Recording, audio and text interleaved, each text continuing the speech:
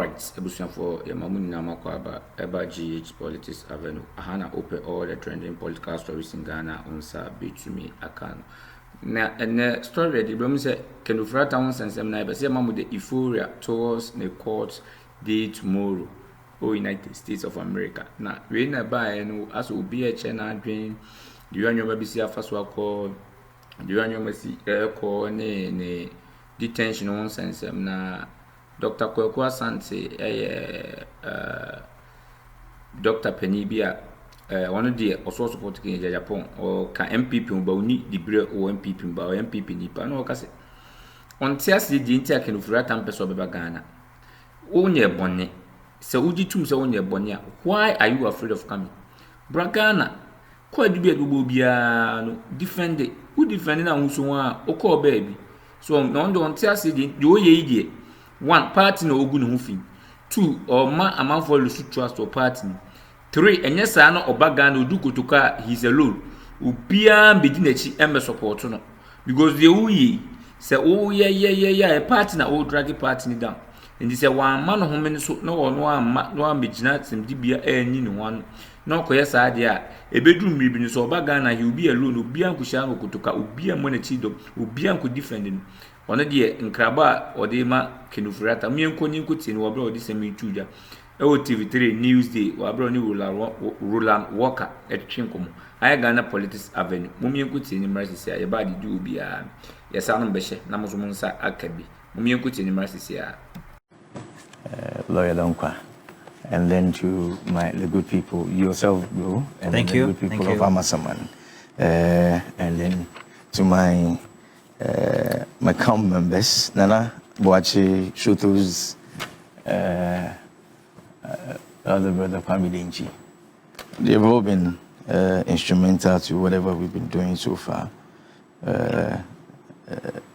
Now, coming back to the main topic with the Ofori issue, I think last week we spoke about this, and then you know my stance already. I feel it is in his best interest to come back into Ghana, and then where his family members are, his uncles and brothers and everybody else. This is home. It is better to be here than go through all these unnecessary shenanigans that he's going through. Going to court, filing for affidavits that say that people are going to hunt him down and all that. It doesn't make a lot of sense to me anyway. I feel he should come back home and then when he comes, I don't even know what is here. Why is he finding it difficult to come back home? This is home. In fact, Ghana is home. Well,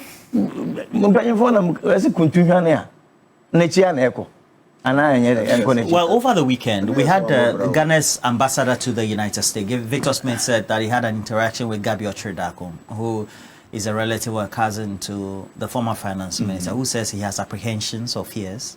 And those trepidations then culminate in the fact that he feels he's not going to get the needed justice he needs, or he could be victimized, etc. You see, this is where I have an issue. What is it that you did wrong that makes you feel that when you are here in Ghana, you would not have the needed hearing, or people will not listen to you? But then, so is it going to happen that as soon as he enters into Ghana, hey, come, then we throw him behind bars? These are charges that, if you may, started with the Office of the Special Prosecutor, with these SML deal and then a couple of other things that they think that he didn't act well as a finance minister. These are allegations. You see, you come, you sit with them, and then you answer the queries or the questions that they will throw at you, supporting it with your documents that you think are needed. And when you have done all these things, I'm not sure that, so those SML people that were arrested earlier on, or people that were invited by the Special Prosecutor's Office, have they not been granted bail? Are they not in their homes? And then, if you ask me, as a security person, I'll tell you that the very moment that there's a case and there's an investigation, and then some of your case partners have been released on bail, definitely you also enjoy the same bail condition when you come. So why is he afraid? What is happening? Why is he trying to make the whole thing look so bad? Like here, okay, fine. So is he telling us that that was the same thing that was being done in the S administration and Akuffo, where people were just hauled and then thrown behind bars without questioning or going through a proper investigation? I believe that it is high time he rescinds some of these decisions and comes back home and then sit with the OSP and then solve some of these things. He's making it look like he's actually committed a crime.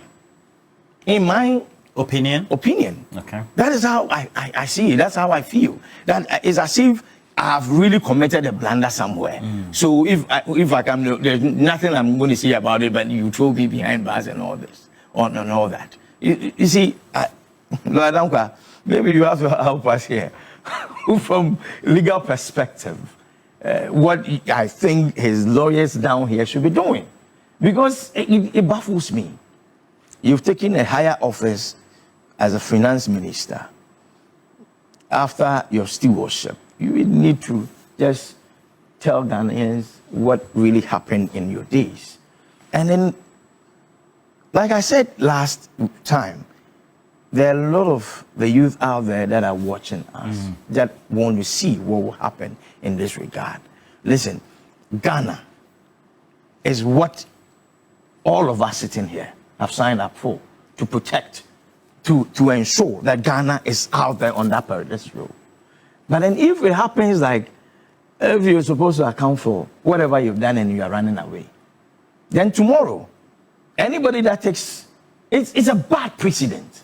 Okay, but you as somebody who is very close to the NPP and a strong member of the NPP, you should rather be rallying behind Ken Ofori Atta, is that not it?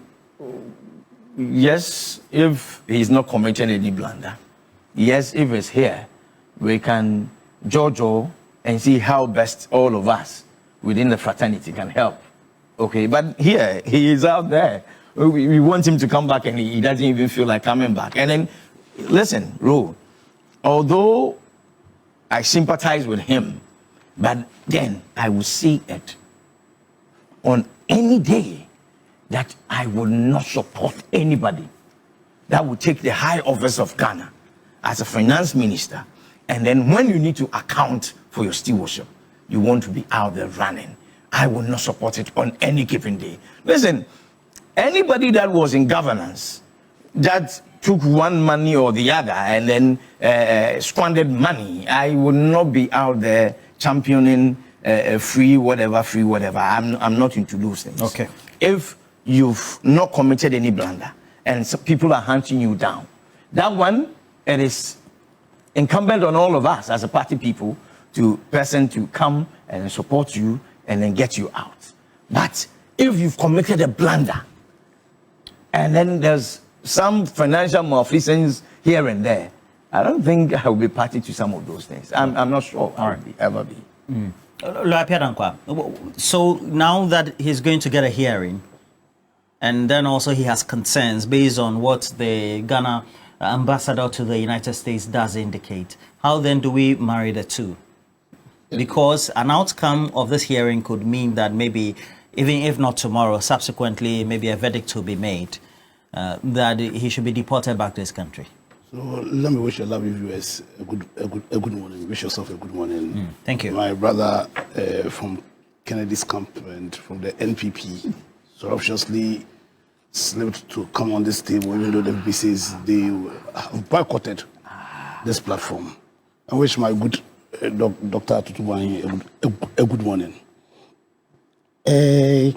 Ken's position, as was told us by Ghana's High Commissioner, Ghana's ambassador to the USA, his position that, or his concerns that he doubts if he'll be granted justice should he return to Ghana. Essentially tells us that one, he is running away, most disappointingly, Ken is telling the whole world that Ghana do not respect the values, the principles of the rule of law. His position becomes even more disappointing when you take into consideration the fact that for 7 years, 2 months, Ken was a cabinet minister of a government that was supposed to be, or that was tasked to be the custodian for that period of the values and ideals of this constitutional democracy. High on those ideals being a fundamental respect for the principle of the rule of law. Very disappointing that after being a custodian of these ideals, these principles, he can sit somewhere and throw dust at the giant strides we've made in our adherence to the values and principles of the rule of law. I think he betrays all of us. He betrays the giant strides we've made as a nation. And for me, it further deepens my belief that he did his politics. He was part of a political cabal whose purpose for doing their politics was not because of what is in the best interest of the country, but was an opportunity by them to advance their parochial interests as against our interests, and that they came with their own agenda. They came with their own agenda, unfortunately. And so, clearly, was somebody who's had the privilege of, supposedly, of serving our nation. But the least opportunity flees the country and then is advancing propaganda that tells the whole world that don't mind Ghanaians when they say they value rule of law. Don't mind Ghanaians when they say they value the principle of natural justice. Don't mind Ghanaians when in their constitution they say that you are presumed to be innocent until proven so. Don't mind Ghanaians when they say that they believe in due process. And he's doing all that because clearly he's just thinking about himself and he wants to run away from the long arms of justice.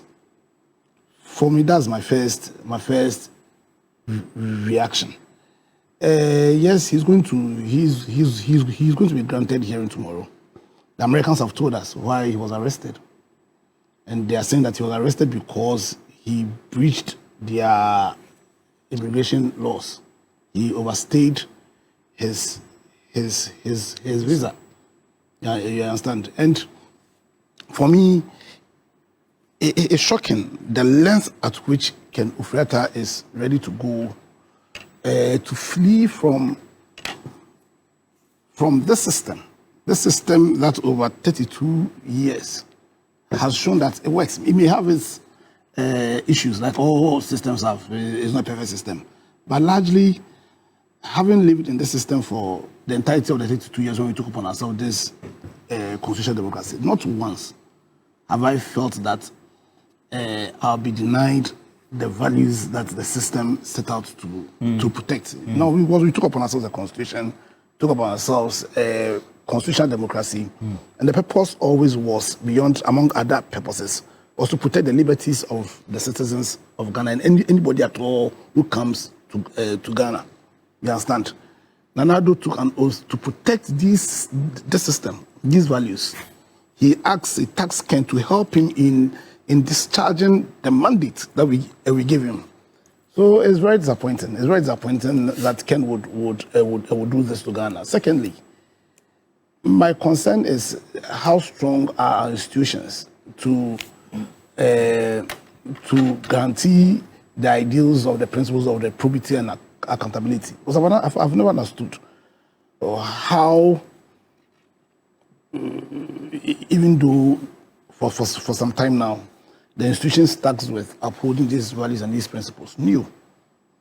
They were aware of these offenses that Ken is believed to have committed. He sat down aloof and allowed him to leave the jurisdiction. It's very disappointing, and for me, it affirms my firm belief in we taking steps to strengthen these institutions. The guy wrote a letter to the OSP and to the OSP that, listen, I'll be leaving the country indefinitely, and that he's sick, and his lawyers have considered to the whole country that he is unwell. And yes, ICE informs us that he's as fit as a fiddle, and that the ailment, the ailment that he's claiming or he's referring to as reasons why he cannot come down to Ghana. Initially, he said he was sick.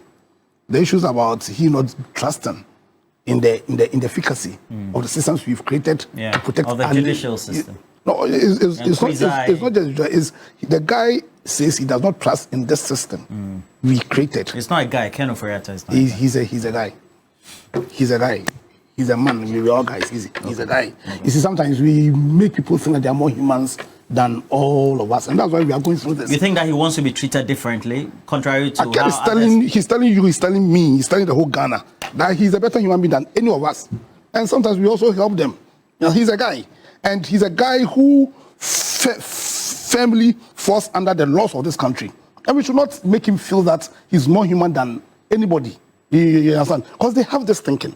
They came with their own parochial agenda. You said which people? Which people?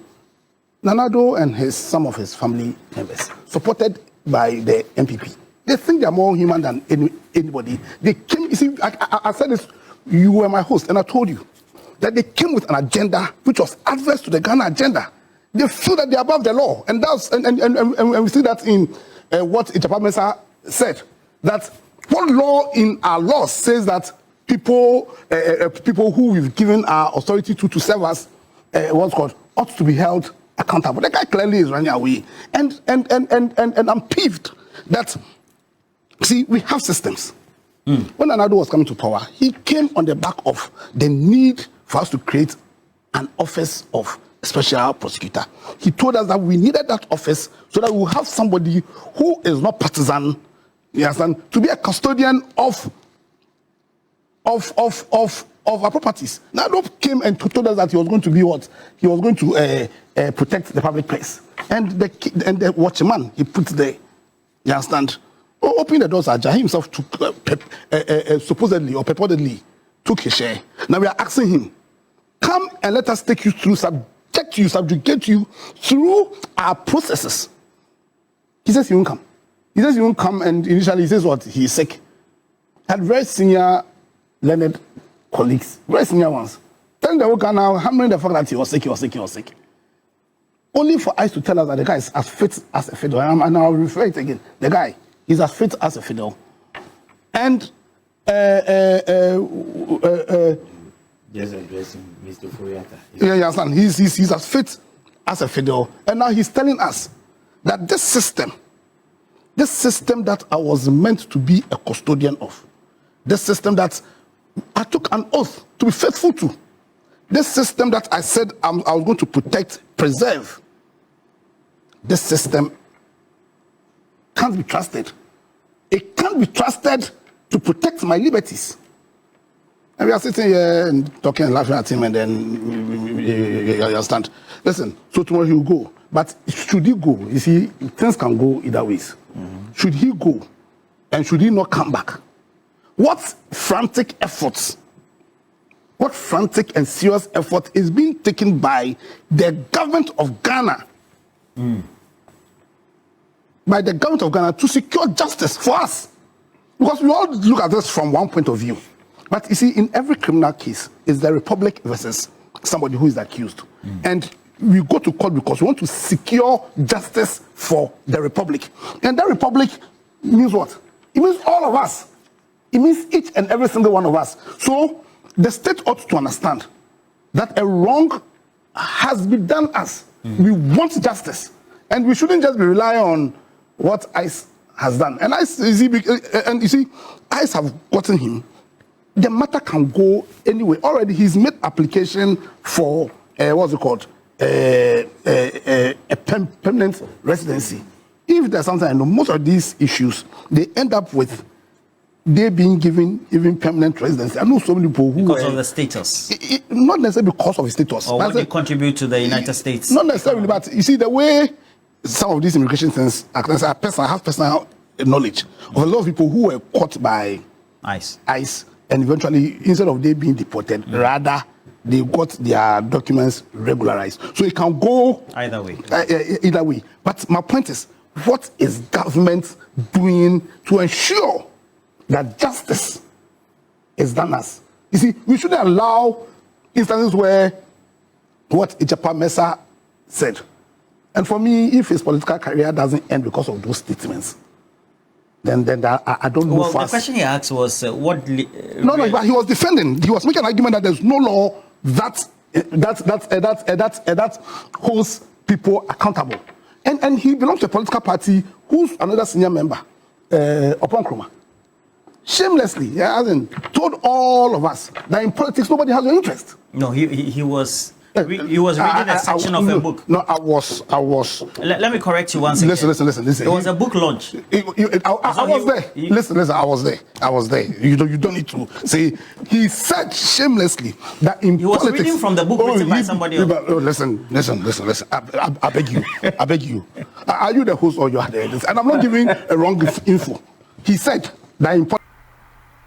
For the Master Majibre, Namote, a Ghana Politics Avenue, open all the trending political stories in Ghana, Hayana on Sabekano. Every political story that happens in Ghanaian terrain, Yahaniana on Sabekan, the Enka from the Enkensu. Now, Nanny did Gaba channel, you best say the kind, who best subscribe to channel.